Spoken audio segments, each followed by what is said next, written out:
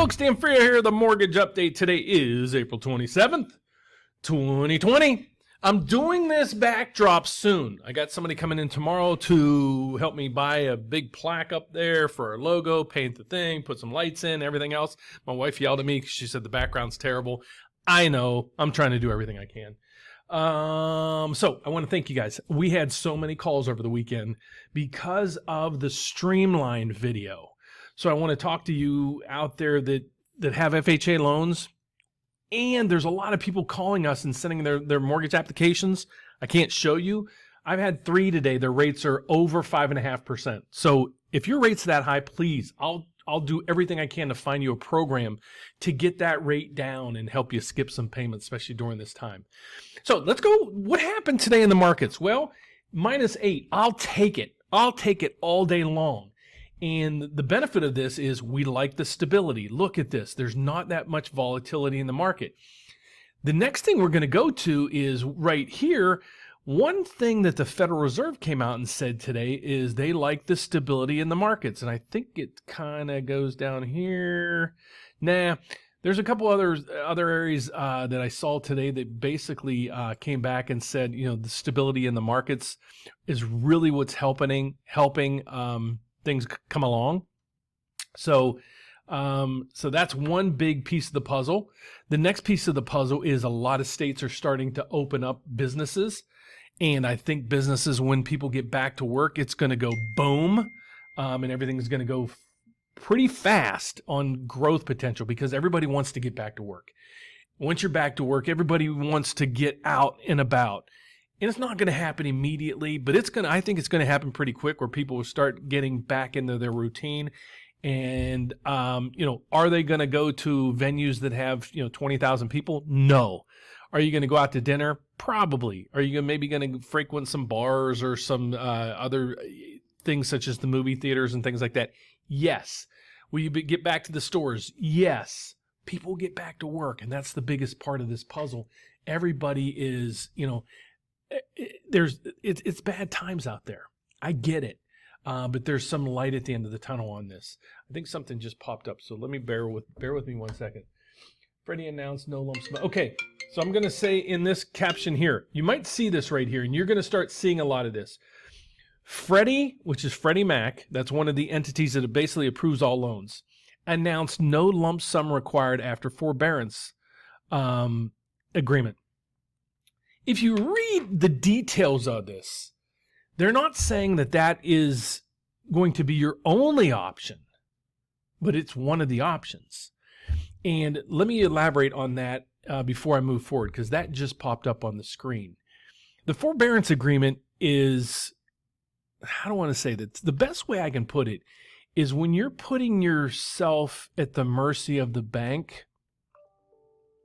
The banks don't pay their CEOs $50 million and buy stadiums and support, have race cars and have, backings of sports teams that they've paid $100 billion for and so forth because they're doing you a favor. Keep that in mind. Do you want to be at the mercy of the mortgage company and the bank when they are deciding on how they're going to make you repay those 3 or 4 payments that you missed? If you don't care, then do it. And don't come back and say, I didn't warn you. I'm going to leave it right there. I think I've beat this to a pulp on telling people about the forbearance agreements. Now the PR work is coming back saying Freddie Mac is now saying that, you don't have to make one lump sum payment.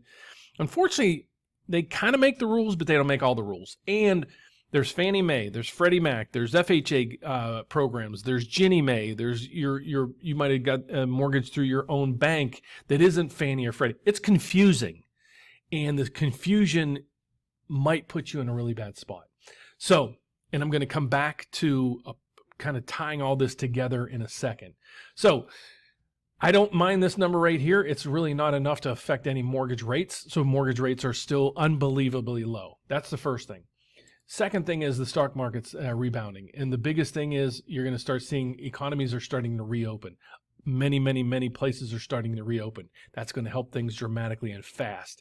Might be a great time to even start looking to get back in the stock market if you have cash on the sidelines.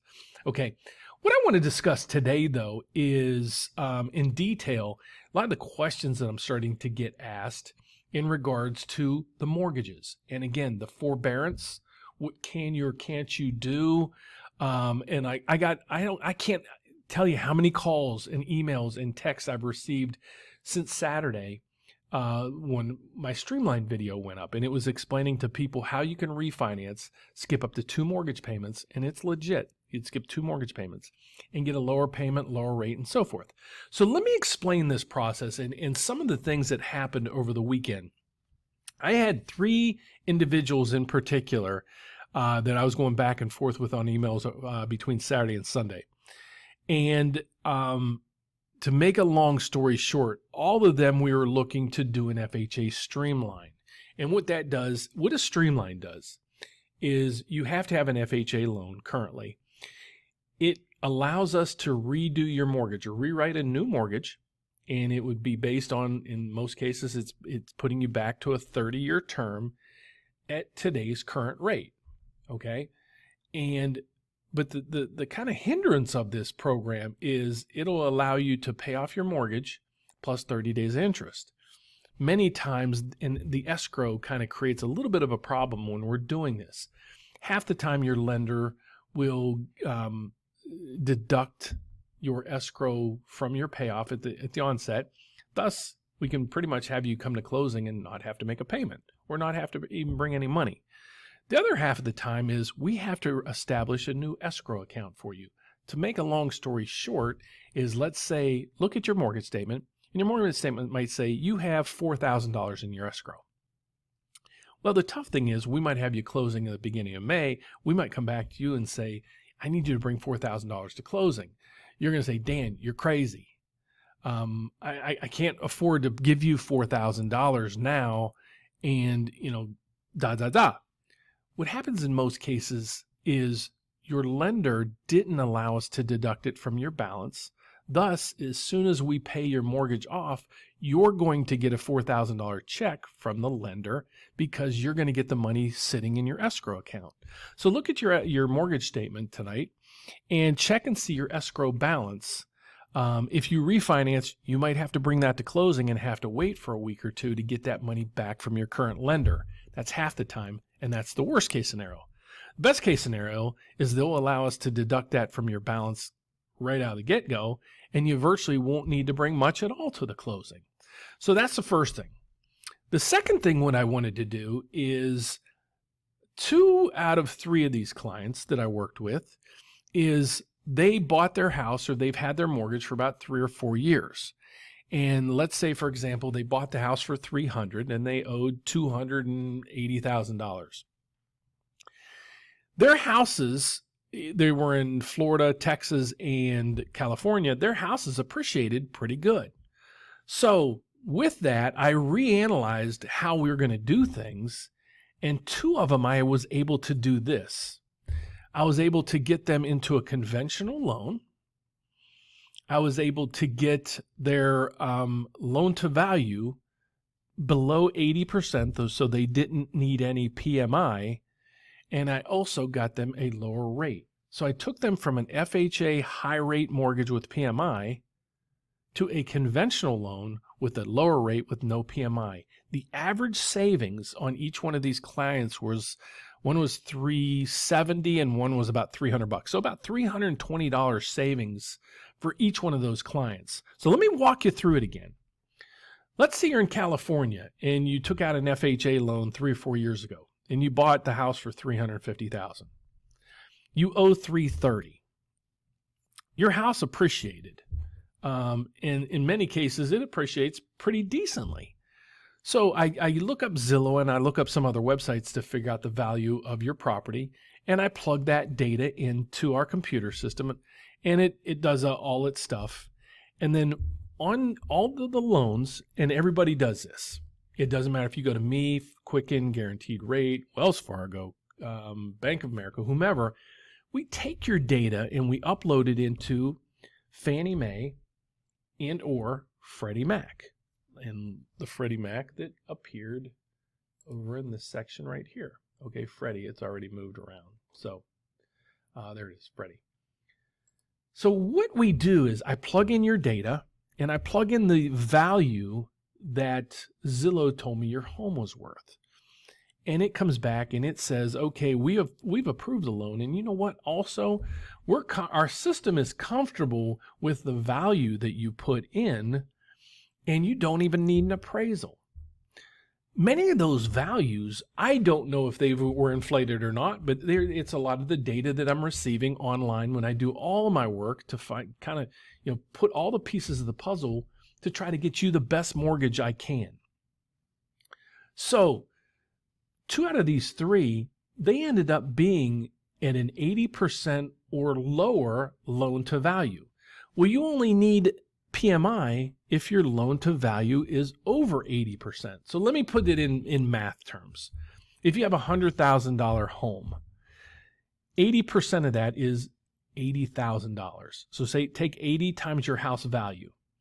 If your loan amount is less than or equal to the 80%, you don't need PMI.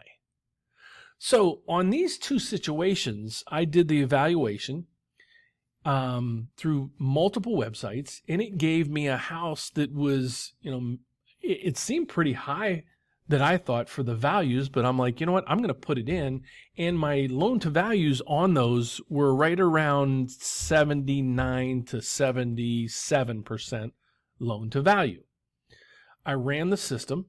It came back and said, you got an appraisal waiver, so I don't need an appraisal. Thus, what did I do in the long run? I end up taking them from an FHA loan, again, that had PMI at a higher rate, to a conventional loan with no PMI at a lower rate, skipping 2 mortgage payments because they were done today. And I told both clients we plan on closing you the first week of June, so you're going to be able to skip June and July's payments. And it worked out perfectly. The other one, I end up having to do FHA, and I explained to them the whole parameters, and they were at a 5.5% rate, and I'm giving them a 3.25% rate, and they were saving a little over $280 a month. So in every scenario that we did, we were able to save $280. I think $320, $370 per month off of your payment. And 2 of the 3 of them I was able to take from an FHA loan into a conventional loan and completely eliminate their PMI. So that was a kind of an offset of what I wasn't expecting. I was expecting to get bombarded with people just looking to do streamlines. But on my side, I don't just say, okay, let's just do the streamline. I look, is there a better way to structure this for you? And 2 out of 3 of them, it was phenomenal.